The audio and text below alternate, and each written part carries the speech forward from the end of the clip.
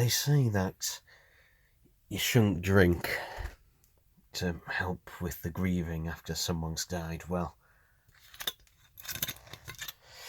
I say fuck it.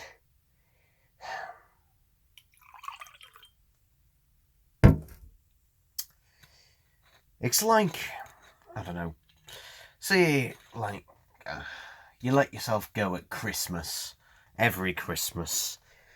I mean, you know it's unhealthy and that, you know you shouldn't.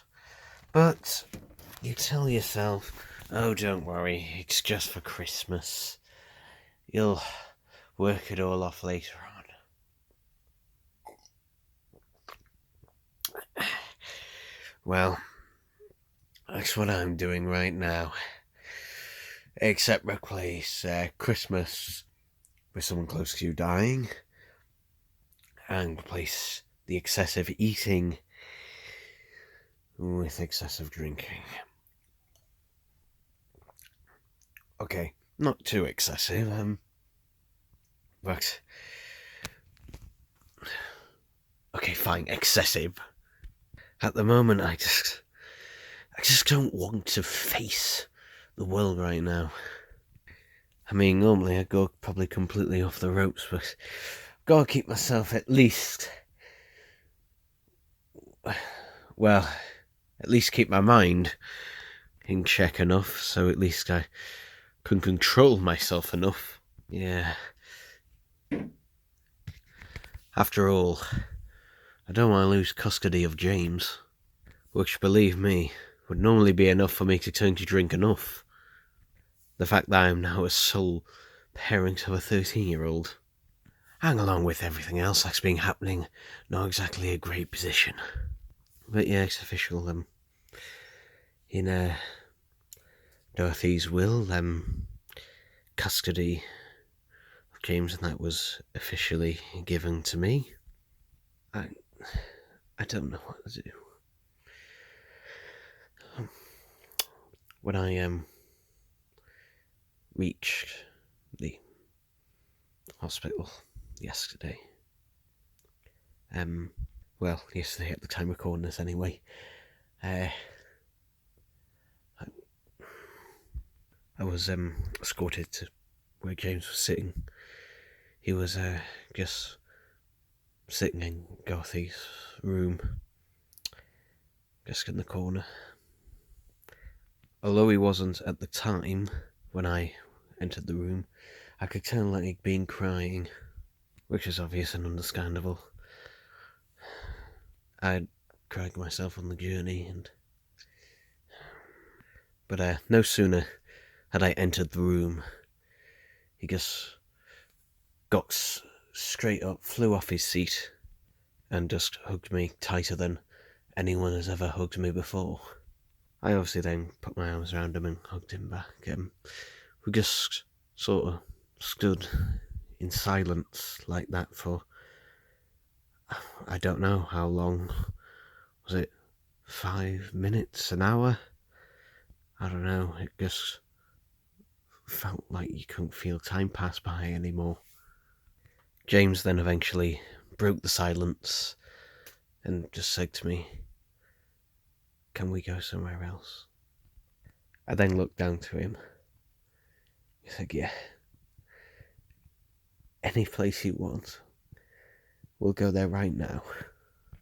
James then thought for a second and replied with, "Can we go for chips?" "Yeah," I said. "Let's go get some chips." Then, as we were leaving, James said to me in a more muffled voice, "Can we not talk about it until..." I placed my hand on his shoulder and said, "We'll talk whenever you're ready." In your head at these times, it's like you've got 50% of you just wanting to, teary up and shed the tears and just talk hours on end about, everything. And then you've got the other half wanting to pretend that it hasn't really happened yet, so you can maybe not have reality sinking, and maybe the longer you leave it and that, the better you'll cope with it.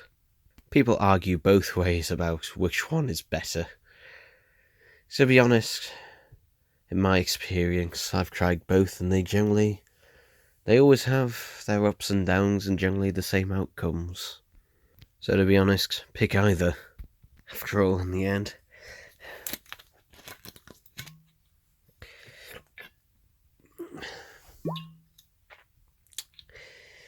it won't change what happens.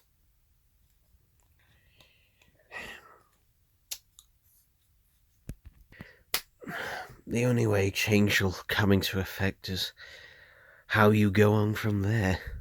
And you hope and you pray that whatever you decide to do next will be the right thing. This may sound morbid, but I'm always curious what would happen if you actively went out of your way to do the wrong thing in these situations. Has anyone ever done that? I don't know, just weird things are going through my head at the minute. Is it the grief? Is it the drink? Is it a combination of everything? Who the fuck knows? Maybe it's just life giving us another kick in the balls.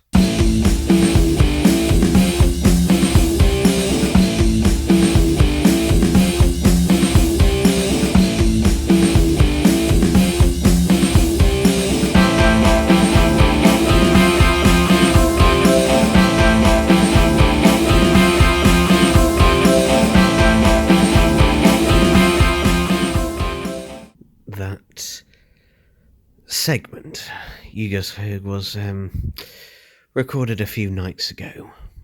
As I hope you could no doubt hear, I wasn't exactly in the best of ways. To be honest, I'm still not. I just sat downstairs for hours that night. It was weird because this place wasn't even mine. I mean, I had moved in, but this was Dorothy's place. I mean, it was hard enough when you live with someone for years and they die, and obviously, you know, everything around the house reminds you of them. But here, when this is literally theirs, you've, you know, just moved in, essentially. I just didn't know what to do. Then, at about what I assume was 2:30 in the morning, I don't know, I'd lost track by then, there was a knock at the door. It was Tom. Before I could say anything, he just said to me, he said, "Look, I know you'll talk about, well, when you're ready and that, but to be honest, knowing you, I've got to be serious here, I don't feel comfortable having you alone in this state with a 13-year-old upstairs." I tried to stare at him, though my eyes were stinging of all the tears. Though I then quickly realised this was hardly a time for shunning people out. So I stood, or should I say swayed, out the way of the doorway to allow him to enter. As he entered, Tom asked me if James was able to get to sleep. I told him I had no idea, though I hadn't heard a peep out of him. He then saw my phone on the table with the recording app open. He then quickly turned back to me, with a shocked look upon his face, before I'd even had time to close the door behind him. He stared at me awkwardly for a few moments. At the time, I was no idea why he was staring at me like this. I assumed it was the smell of all the alcohol you could smell in the room. After a brief pause that felt longer than it actually was, I realised I still hadn't shut the door. So I did. As I did this, Tom finally spoke. "You really think this is appropriate?" I continued to have my back to him as he locked the door. This didn't dissuade Tom, and he continued. "You've been recording your bloody podcast, haven't you? Look, listen, when I suggested you do that, I did not think you would go this far. Talking about it to strangers and that, rather than me. Oh, heck, your son." I finally answered him, though I still had my back to him. I placed my forehead on the door. "Listen, Tom. You look, just say whatever you've got to say. Because frankly, I'm really not in the mood, and I'm not gonna listen to it anyway. Tom then walked up to me and forcibly turned me round to face him. He then said in a much more calming voice, he said, "All right, Rex. Look, I know you're upset and I know you're probably pissed out of your mind right now." Okay, that's a lie. I know you're pissed out of your mind. Listen, you go to bed now. We'll have a nice discussion about it in the morning. I then interrupted him. Discussion about what? He then looked at me surprised again and replied with, "Well, what are you going to do going forward? Make certain arrangements and plans." My annoyance with Tom was growing, and I made this known to Tom in the voice that I replied with. "Oh, arrangements, right, because I'm not capable, am I? No, I'm not emotionally stable or mature enough to handle the situation. No, I need to be delegated, put in my place. Yeah, let's listen to the all-knowing, all-wise Tom. Have you took a look in the mirror lately? Don't you remember everything we went through at USP? Just look at it. We all have our issues, Tom. And maybe you being so completely devoid of emotions about anything, maybe that's the problem." He then stood back away from me. I have no idea what was going through his head at that point. To be honest, by that point it was hard enough focusing my vision on him. But oh, whoop-de-doo, I'd just done it again. I completely lost it and being unable to control myself. And here I go about me telling you lots and that. Oh, yes, may not be perfect, but getting better. Yeah, it's so easy to slip back down. After all, falling is easier than climbing. Problem is, if you fall too far, sometimes it's impossible to get back up. Because you've broken your legs, or your arms, or you're dead. Well, I wouldn't say I'd gone that severely. I'd definitely broken an ankle. Or at the very least twisted it. Anyway, getting back to what happened the other night, Tom eventually decided, without saying anything, to just go sit down on a chair. I waited a good 30 seconds before staggering over and plonking myself in the chair next to him. Or was it opposite?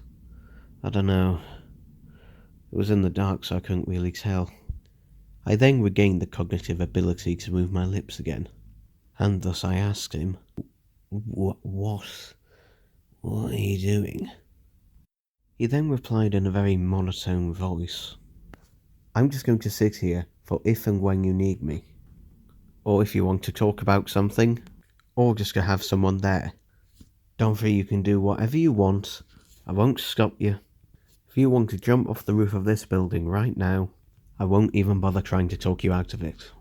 Just know that I will not abandon you." I then tried to get up. Unfortunately, the room was still dark, and in the current intoxicated state I was in, the room appeared even darker than it was, which resulted in me falling but landing thankfully into the settee. I then finally admitted defeat. Okay. Good. Time for good night, then. Tom. Okay. Good night. From there, I'm presuming I fell asleep. If I said or did anything else after that, I don't know. The rest of it was just a bit of a blur. I had no idea if Tom ever got to sleep that night. As a matter of fact, I have no idea if James did. Just because I couldn't hear anything coming from his room doesn't mean that he was sleeping. I don't know whether it was best to leave him or go in. At the end of the night, we all managed to get through it though. Whether we managed to get any sleep through it or not, we were still all there in the morning. As the morning eventually did arrive, James came downstairs, and I don't know whether he said this just to lighten the mood, or whether it was a legitimate observation. Well, maybe a bit of both. "Oh, Dad, you bloody reek!" I rolled over with my eyes still closed, I replied. "And you still have a bloody mouth on you, don't you?" "Yeah, well, I'm getting something to eat in the kitchen. You want anything?" "Anything that helps with a hangover would be great." Actually, you know what? I'll come in and get some in myself. You want anything, Tom?" Tom, who had presumably been sitting in that armchair all night, just said, "No, I'll get something in a minute, but I'll give you two a moment." I nodded back at him, though then remembering that I was completely hungover, I soon regretted it and put my hand on my head, as I could feel the blood pumping round it. As I entered the kitchen, I found James already tucking into a bowl of cereal. Before sitting down, I made sure to pour myself a glass of water. Believe me, I was going to need it. I then sat down at the kitchen table, sitting opposite James so I could face him face to face. I was wrapping my brains on what I could say. I didn't want to just blurt out with the obvious, in fact I kind of wanted to avoid it myself. So I kept on thinking, and then realised something that I hadn't asked James in the entire short time, admittedly, that I'd known him, but surely something I should have asked him quite a while ago. "So, what do you want to be in life?" James, still eating his cereals, looked at me sort of puzzled. Admittedly, I could have framed the question a lot better, but this was hungover Donfrey talking. The fact that I had the cognitive ability to say anything at this stage was, frankly, impressive for me. Normally in these situations, the only thing going through my mind is, "Where's the bloody paracetamol?" And, "I'm not getting up today." Seeing that he was clearly puzzled by what I was asking, I tried to make it a bit simpler for him. "You know, what do you want to be? What job do you want in a career?" Or something along those lines. James, still eating his cereal, replied with, "You're clearly not very good at this." Which I replied with, "You're really not very good at empathising with me, are you?" Maybe not. But seriously though, I'm interested. Being serious, you know. I want to help you. Do whatever it is you want to do. James then finally stopped eating his cereal, cleared his throat, and in a slightly optimistic tone he said, "All right, I want to be a fashion designer." I'm sure if you could see my face at that moment, it would look similar to a computer does when it's trying to process information that it doesn't quite understand. "Right, fashion designer. Have you had any goes or any practice at it?" James then told me how he'd only done underwear and a few socks for himself, or which I was slightly puzzled about, even for his mother as well. He'd done this because, well, small amount of fabric and that's not exactly expensive to do, but it was something he wanted to do as a career. I, like most men, haven't the foggiest idea about fashion. I mean, I just wear what I like, and if it's comfortable, hooray for that. I never really thought about style even when I was going on tours, because somehow there was something about me. It wasn't the clothes that I wore that, people came for, and that was something else. Yeah, something else very unique about me. But regardless, despite having no knowledge and thinking that the fashion world can be, well, pretty stupid and ludicrous, I decided that I was going to support James no matter what. Give or take a few obvious things. I mean, if he said to me, "Look, I want to become an assassin," I'd maybe have some objection to that, but otherwise, sure, why not? He then told me how in school his teachers would either find his designs a bit too or a bit which were not very descriptive words, but I did know one thing, and I told him this. Look, it doesn't matter what your teachers thought. Believe me, my teachers bloody hated me. Utterly despised me, most of them did. But you know what? Fuck 'em. Look where I am now. And, well, could technically be doing better, but still. I've had a very unique life. I'm talking as if I'm old, I'm not. But anyway, I know this about the fashion world. Doesn't matter if your thing is, the most unique thing or whatever. Doesn't matter about that. You just have to convince people that they want it. And that goes for anything. And luckily, you've got 2 endorsers right here, right now. James looked at me, and then over to the living room at Tom, then back to me again. You're serious? Of course I'm serious. Me and Tom are both going to help you. Aren't we, Tom? Tom, not knowing what on earth was happening in there, just looked up and nodded and said, while doing it. James now smiling, with excitement and hope in his eyes. Alright, I'm going to get started and I'm going to design and make you a coat, Dad. And teach you how to use the washing machine. And the shower. And turn on your manners. James then started laughing and quickly made his way up the stairs. Tom then asked me what was going on. I then filled him in on everything. He then asked me if I was sure this was a good idea. After all, even if both of us were his endorsers, not exactly in the popularity or in the limelight. I argued, saying that of course we were in the limelight. We were now more famous than we'd ever been before. I then argued that Hitler's Nazi uniform was a fashion statement that still remains to this day. Tom pointed out the obvious, saying that wasn't a good thing. I replied with, it was still successful though, and if I'm able to change everyone's perception of me to a positive one, then there'll be no need for that comparison anymore. Tom told me he could see the same sort of excitement and hopeful look that he saw in James's eyes before when he ran up the stairs, and simply said to me, like father, like son, you're both completely mental living in your own little world. So, how can I help? And with that, Tom gave me reassurance. I was now feeling hopeful for the future.